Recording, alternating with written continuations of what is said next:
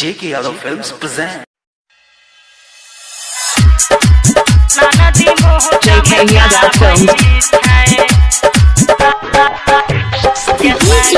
Kanchan Raj singing by Pankaj Prem. ये सखी सैया हमर सुने रोज फोन पर पढ़ाबै छै।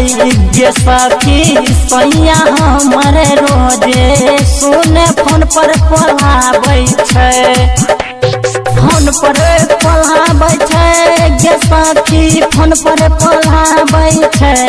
हम नहीं जब गे सखी ससुरबा ननदी मुँह चमकाबै छै। गे सखी हम न जइबौ ससुरबा ननदी मुँह चमकाबै छै। JK Yadav Films. कंचन राज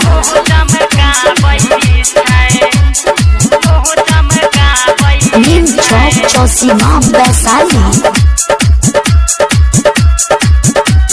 ये सखी सैया के दिहला झुमका रोज मारै छै ननदी ठुनका। गे सखी मारै छै रोज ठुनका। ये सखी सैया के दिहला झुमका रोज मारै छै ननदी ठुनका। गे सखी मारै छै रोज ठुनका। तो हम नहीं जेबै गे सखी ससुरबा ननदी मुँह चमकाबै छै।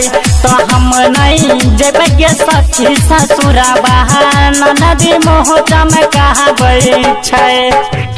JK Yadav Films. कंचन राज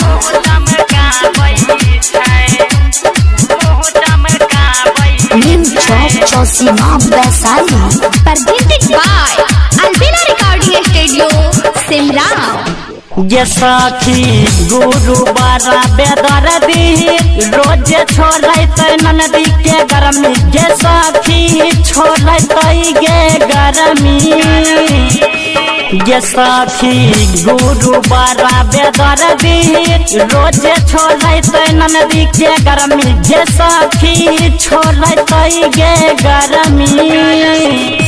कि पंकज छियै ननदी के यारबा पूरा जबाना जानै छै। जे सखी हम न जइबौ ससुरबा ननदी मुँह चमकाबै।